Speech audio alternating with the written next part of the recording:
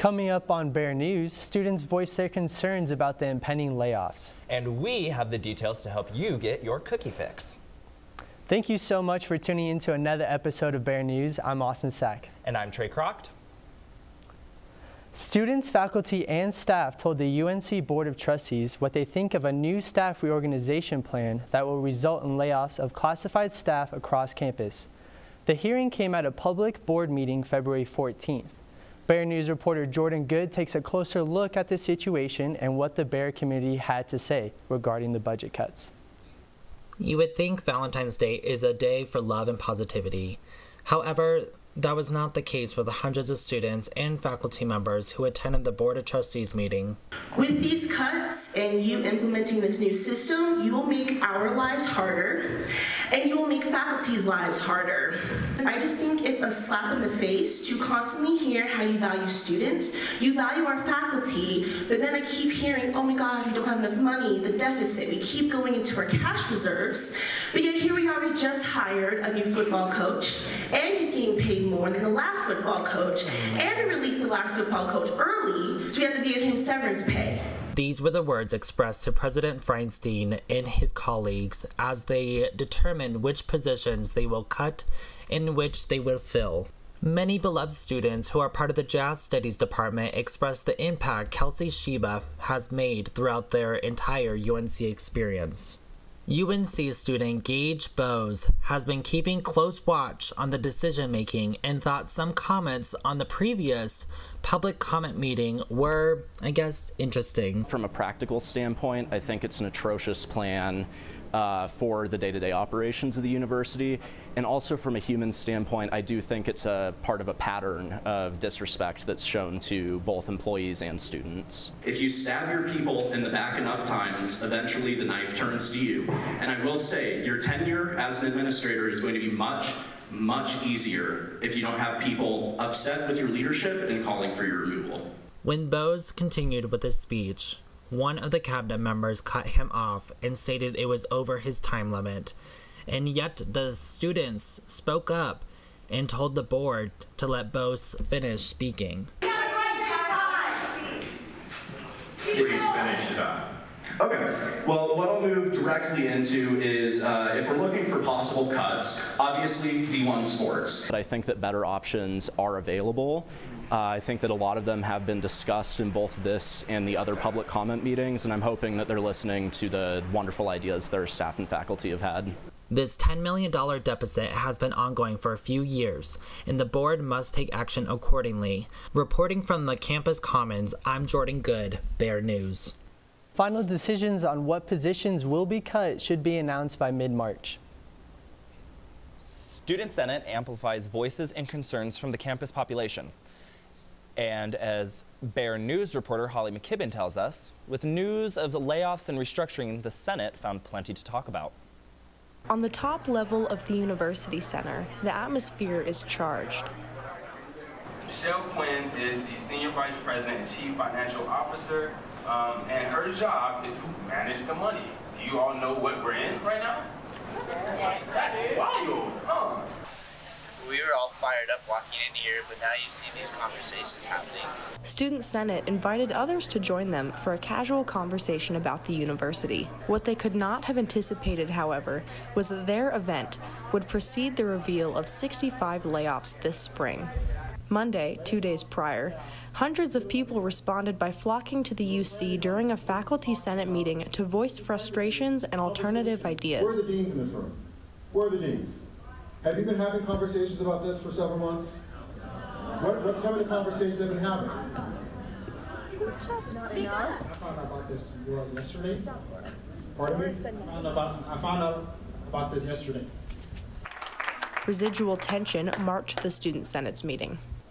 Students first met with members of Senate for an hour before staff joined. Then, staff rotated tables every 10 minutes to participate in discussion and answer questions. President Feinstein, Provost Mark Anderson, and Assistant VP of Campus Community and Climate Tobias Guzman were among the attendees. They were also on Enrique Benavidez' list of people to address. I just kind of wanted a general overview of what's actually happening with the university right now. But I want to see what they do with the reshaping and the restructuring of Mexican American studies, because as of right now, they're trying to displace us. They've already displaced Africana studies by merging them with the Student Success Center. As an activist on campus, Enrique is no stranger to speaking up. Student voice is the most important voice, especially in this situation, because you have teachers and you have admin, and you have all these staff that don't have tenure.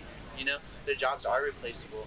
So it's up to us as students to kind of advocate for them, to be loud for them, because they necessarily can't, whereas we can. Despite the drive to make a change, students like Enrique also reconcile with a hard truth. UNC has the final say. Like, they already have a plan. They already know what they're going to do. And they've known what they're going to do. Reporting from the University Center, I'm Holly McKibben with Bear News. This week is Smart Sense Week, and one event intends to help people protect themselves from fraud. UNC's Chief Security Officer Matthew Langford is responsible for information security. He presented tips on how to protect yourself from online fraud, and scams can come from emails, text messages, and phone calls. You should be on the lookout for emails that seem unfamiliar and urgent. People should also be wary of links that ask for a username and password. And when you're surfing the web, beware of clicking on pop-ups, and when installing software to your computer, make sure to look closely at what you're installing to make sure you're not also installing unwanted programs. So how can you protect yourself from fraud? First, use a multi-factor authentication to protect your accounts. And second, make sure all your passwords are different. Now, if you're hacked, think of a recovery plan and get to know the common scams of your favorite platforms so you can avoid them. Last week on Bear News, we talked about Black History Month being celebrated through food. Well, this week we celebrate with hair.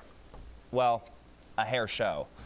A hair show is when hairstylists showcase their art and talent while networking with other stylists. Bear News reporter Kiana Caro had the opportunity to go to the show and network herself. 9th, CSU Fort Collins United Women of Color hosted their annual hair show. Inside the entryway of the event were two different types of hair care products. Style Factor's Edge Booster is a popular edge control brand used to style baby hairs, and Wig Out is a line of hair care products used to help with moisturizing dry hair. People attending the event with type 3A to 4C curl pattern had the chance to try samples of Style Factor's Edge Booster. Throughout the show, people were able to join a raffle for a chance to win hair care products and a free shirt. One winner, UNC student Kylie Kayembe, won the t-shirt and a bottle of Jamaican black castor oil, a type of hair oil used to strengthen, thicken, and moisturize hair. The three contestants, CSU student Cariana Tatum and UNC students DeAndre Smith and Aisha Colade, shared their work with three different judges. The themes were Back to Our Roots, It's the Future I Can See, Freestyle, and Edges on Fleek. Each stylist included intricate braiding patterns, crisp edges, and innovative takes on classic black hairstyles. When it came time to announce winners, judges briefly commented on each contestant. Tatum came in third, but won first in the freestyle round. Smith came in second, and Akolade won first place for the competition.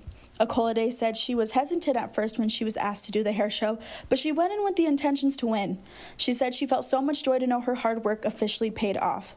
In the black community, hair is not just hair. It's an expression of culture, power, and self-love.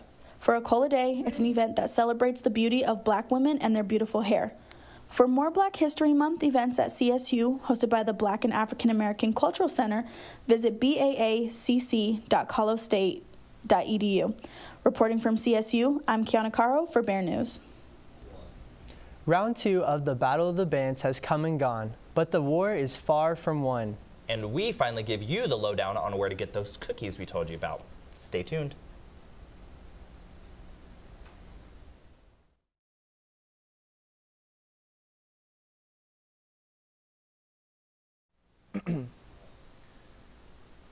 When you think of staff in the School of Communication and Carter Hall, the first thing you think of is basketball, right? Well, during halftime of the UNC women's basketball game on Thursday, the two staffs faced each other in a free throw contest. 4 women staff members from the School of Communication came ready to win. Lynn Clyde Alleman, Kelly Raisley, Sherry Manweiler, and Heidi Mueller showed their support for their department with matching School of Communication shirts. Each team had 30 seconds to make as many shots as they could from behind the free throw line. Each woman from the School of Communication made at least one shot. The buzzer went off, and the winner was, it was a tie. The tiebreaker was one round of rock, paper, scissors. Each team sent one member to play the game that decided the winner.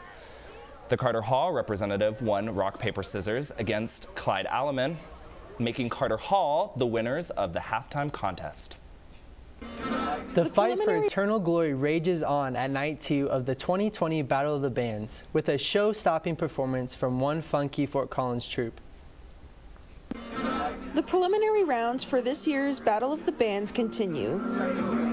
This time, participating bands played at Hodie's Half Note in Fort Collins. The competition hosted a new lineup of local bands featuring a mix of rock and roll with funky rhythms. Are you ready? All right, ladies and gentlemen, let the fight begin. Space Force.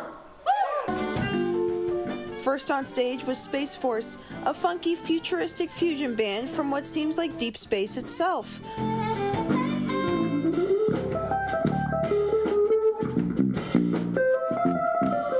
Are you ready? Yeah! All right, my dog ate Chad, y'all! Next was My Dog Ate Chad, a Fort Collins-based band set on mixing alternative with punk rock for a colorful sound.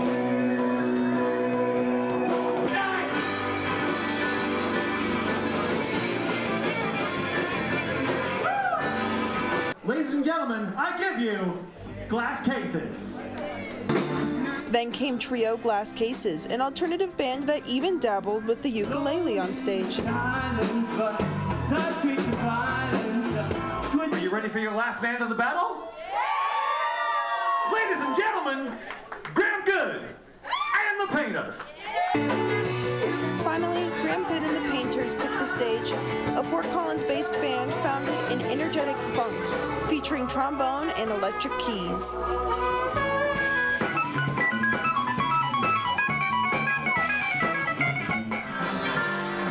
At the end of the night, the most fan votes went to My Dog Ate Chad.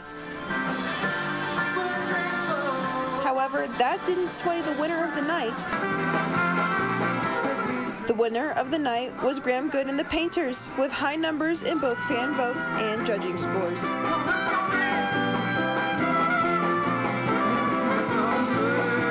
The final 2 preliminary rounds are February 28th and the 29th. The 28th lineup features people in General, Lady Denim, Dream Space, Database, and Taro. The 29th lineup hosts Jellyfish Farm, Esteen and the 8060, Hannah and the Cuddies, and Playwrights. For more information, check out www.bandwagmag.com. It's the most wonderful time of the year. And no, we don't mean Christmas. It's Girl Scout cookie season. Last Tuesday, a local Girl Scout troop stopped by the UC to sell their famous cookies. Dozens of UNC students stopped by to buy boxes of their favorite cookies to satisfy their sweet tooth. The troop sold popular cookies such as Thin Mints, Caramel Delights, and Peanut Butter Patties. They also sold their newest addition to the Girl Scout cookie family, Lemon Ups. Their most sold cookie was the fan favorite Caramel Delights, and they sold more than 100 boxes in less than 4 hours. Their goal was to sell more than 300 boxes by the end of the day. If you didn't get your Girl Scout cookie fix, just visit girlscouts.org to find out where they'll be next. When it comes to dogs, some have a bad reputation based on stereotypes of their behavior. Dogs like Pit Bulls, German Shepherds, and Rottweilers have the reputation for being aggressive. Not this Rottweiler, though. This is Graham, also known as Graham Cracker. He is Karen Gilden's full-breed Rottweiler. He is also LaSalle's 3.5-year-old puppy superstar. He recently earned the Best of Opposite Sex title at the Westminster Dog Show held in New York City. Handler Rich Meisleyweck is a professional in competitive dog showing, and has been for 50 years. He describes Graham as well-balanced, or a 910. That's how Graham's breed is frequently described, a measurement for length versus height. Meisleyweck says Rottweiler's size and proportions point to their being a herding breed. Though he's young, Graham is no newcomer to competitive showing. He started in November 2018, and in 2019, he took first in the Rottweiler breed show category and the working breed group for the entire country. And the Best of Opposite Sex is not the only award on his track record. He also has 4 Best in Shows, 5 Reserve Best in Shows, and 7 Best in Specialty Show. Show dogs like Graham typically have a career life of 2 years, which means he's got about 1 more year left to thrive in his show category. Due to Graham's scheduling, we couldn't actually meet with him, but we figured he was still worth the mention. So way to go, Graham. Can't wait to see what happens next. Snow, snow, snow. All we've had in northern Colorado is snow. But will that continue? And a party to kick off the new year. Might sound like old news, but it actually came a bit early. We'll tell you how after this.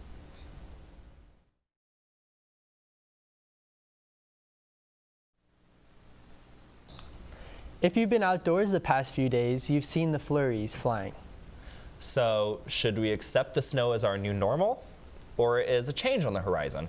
Meteorologist Mackenzie Lake lets us know. Hi, I'm meteorologist Mackenzie Lake, and taking a look at the storms that moved through northern Colorado yesterday, we see very, very cold conditions with just small little flurries that did give Colorado a little bit of a dusting. Those cold temperatures moved on into this morning with a high of 41 in Grand Junction, 34 in Denver, and 32 in Pueblo. Looking on right now in Greeley, we have partly cloudy skies with a high of 34 and a low of 12 degrees. Winds are coming in from the south-southwest at about 6 miles per hour, and dew point is at a whopping 84%, which did help that fog linger around a little longer this morning than we may have wanted. Going on into Friday, we do have sunny skies finally with a high of 51, a low of 23. And looking on into the weekend on Saturday, we're right back to a rain-snow mixture, about 40% chance of that with a high of 55, a low of 29. And on Sunday, right back to a 60% chance of snow with a high of 42 and a low of 24. Looking on into Monday of next week, we have cloudy skies all day that day with a high of 45 and a low in the mid-20s. So if you're going to go out there, go out on Friday and Saturday while the sun is out and take advantage of that sunshine while you can, because going on into next week, we will have very cold temperatures. And that's all I have for weather. Back to you guys. We're all young adults and have conveniences that maybe we don't appreciate until we don't have them. So this week, Bear News reporter John Warner asked students, would you rather not be able to use any search engines or not be able to use social media? Let's see what he found out. I'd rather not use social media because I feel like people can live without social media and search engines are more useful. I'd rather use search engines. I think it's more useful. I use it with my school, everyday searching. Search engines. Because I feel like it's easier to figure out conversions for math or something on search engines than posting a picture, because to me it's not really helpful posting a picture. So yeah. I feel like social media is draining, and while it can be a benefit, it can also be a huge downside, while search engines provide a lot of information. Not be able to use internet. Because when you still have the resources to use your maps, so it's easier for you to calculate where you're going at all times. Social media. I just feel like when it comes to social media, it's more bias-based, and there's not that much research done behind it. People just look at certain things and assume certain things. I personally would rather only be on social media and not be able to use any search engine. I would definitely not use social media. I already don't use social media. I feel like I have most of my social media apps deleted off my phone because they're nothing but a waste of time. And I search things constantly, so I would die if I couldn't use Google. I would much rather prefer to use search engines over social media. I feel like I rely on search engines a lot to get my information, especially for school and just general life stuff. I mean, social media just kind of adds more stress to it. If you have any would you rather questions, be sure to submit them to any of our social media pages. January 25th is the Chinese Lunar New Year, and 2020 is the Year of the Rat. While the new year might not technically start until this coming Tuesday, that didn't stop UNC's Asian Pacific American Student Services group from celebrating a bit early. The APAS crew and about 100 more students, staff, and family members filled the campus commons for the celebration.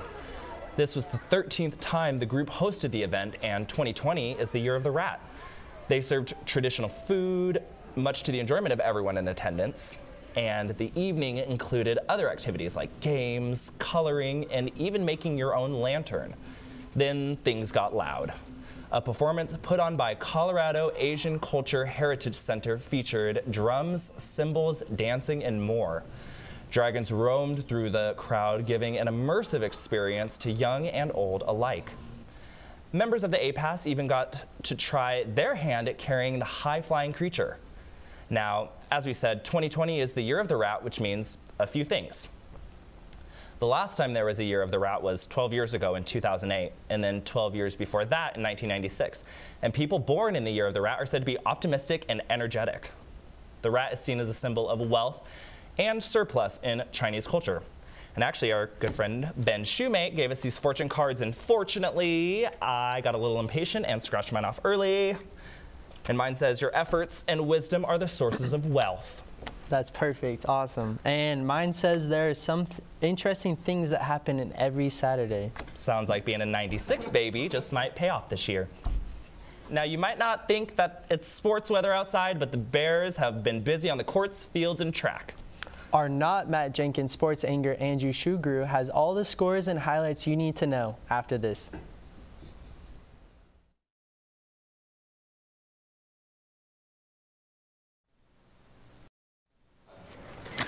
The women's tennis team aced this weekend's matches, while the men took another defeat. Despite starting on a losing streak, the two matches they played this weekend came up as victories, and they now have a better record than the men. On Saturday, the men lost their match 5-2 against Idaho State. Thomas Pudney proved himself once again, winning 4 singles, and sophomore John Gibsperts won his singles match at 5 singles. This was the first Big Sky meet for the men's team, but also their first home meet at the Parker Racquetball Club. This is the Bears' new indoor facility. The women also got a chance to try the new home court, but they found themselves performing much, much better than the men. In a doubleheader against Metro State and CSU Pueblo on Sunday, the Bears didn't give a single point to their opponents. When first facing Metro, the Bears won 4-0, and against Pueblo, 7-0. 3 matches went unfinished against the Roadrunners, but when facing the Mountain Lions, the Bears swept the courts, only seeing a loss at #1 doubles. Extra kudos to Sinclair Larson, who didn't lose a single game in her match against Pueblo. The next UNC tennis match for the women on Saturday, and they'll face University of Idaho. The men have a week off until they face Eastern Washington on Friday the 28th. It's a whole lot easier to win a basketball game when you shoot 65% from the field, and the UNC Bears needed every last point Saturday when they played Sacramento State. The offensive clicked, hitting 2/3 of their shots, but it was the Bears' defense that made the right plays at the right time, as UNC held off Sacramento State 68-65. Coming out of a half with a 6-point lead, the Bears made their next 10 baskets, but Sacramento State kept it close and had multiple tries to tie the game in the last minute 15. But UNC's transition defense was too hard to match. And your Big Sky frontrunner Jonah Rodabog had himself a day on the court, racking up 21 points, 6 assists, and 4 rebounds with 1 steal. Walking away from the Nest calls for an audience at the Bank of Colorado Arena against Southern Utah tonight at 7. And if you can't make it, you can catch the game on Channel 541 or 1310 KFKA. UNC's women's basketball team hit the bricks on Thursday night as they lost to Northern Arizona University 71-60. The Bears led the Lumberjacks 28-16 in the first quarter, but it wasn't long until NAU gained the momentum they needed to take control of the game and lead the rest of the game. Despite the loss, some of the Bears put on impressive performances. Alicia Davis scored 16 points, Alexis Chapman got 15, and Allie Mayer added 12 points of her own. The loss clearly didn't knock the Bears down, because on Saturday, the Bears then went up against the Sacramento State Hornets. Rebounding from the Northern Arizona loss, the Bears beat the Hornets 90-73. Davis led the Bears once again with 22 points, followed closely by Jasmine Gales, who added 21. Even more congratulations to Gales for being 5 for 5 with the 3-pointers. Trailing Davis and Gales for points were Michaela Eisenbert and Kirsten Harden, who both put up 11 points. The Bears lead each quarter except for the fourth, and they finished the first half with a 20-point lead. UNC women's basketball next plays tonight at Southern Utah at 6:30 p.m. and they'll be back home to face Idaho State at 2 p.m. Saturday. The softball team keeps having a rough time on the diamond, and it didn't end when they traveled to Albuquerque for the Susan Craig Classic. The Bears went 0-2 on one day, losing to UC Santa Barbara 18-10 in 8 innings, and later to New Mexico 12-3 in 5 innings. But the Bears wouldn't quit. The next day, they had another date with UC Santa Barbara that started out with the Gauchos scoring a quick RBI in the first inning and adding 3 more in the third. The Bears got back into the game in the 6th as Lauren Stathern led off with the infield single. Later, Maddie Young knocked a double into left field that scored 2 runs, pulling within 4-3 of UC Santa Barbara. 8th inning now, Natalie Joyner delivered the most clutch hit of the day, bringing Paula Villegas to give the Bears a 5-4 lead. Lainey Hanahan's pitching shut down the UCSB offense in the 8th, and UNC took the W. Their next 2 dates against New Mexico and for a 3rd time in UCSB didn't go well, as the Bears lost to the Lobos 8-3 and the Gauchos 2-0.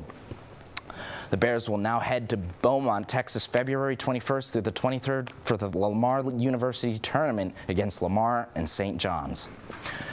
Now, to me, running is hard, whether it's a short or long distance. But to these Bears, running against some of the best in country just made them go faster. Fast enough to run some of the best times in the Big Sky Conference. The track and field programs ran in the Tyson Invitational this past weekend at the University of Arkansas. Both the men and women's 4x400 teams ran fast enough to post the top 2 times in the conference. Now ranking first in the conference, Victoria Osapenko, Khaleesi Schutz, Gabrielle Elias, and Mackenzie Pettit, who finished in 3 minutes and 48.16 seconds. With the second best time in the Big Sky, DeAndre Ratter, Cameron Ross, Kyle Thomas, and Antoine Cotes completed in theirs in 3 minutes, 16.56 seconds, running a personal record of the 200 of 24.84 seconds. Schwartz moved to 4th in the Big Sky. Moving to 6th in the conference, Kyle Thomas ran the 400 meter in 48.60 seconds. Finally, from the Tyson Invitational, the best individual time, or should I say length, came from a long jumper. Kylie Chavez jumped 5.66 meters, which totals out to 18 feet and 7 inches. That jump moves her to 2nd in the Big Sky's performance list. Before the Big Sky Indoor Championships, the Bears run in 1 more meet at the Air Force. Colgate Open this weekend. That does it for our show tonight. Thank you so much for tuning in.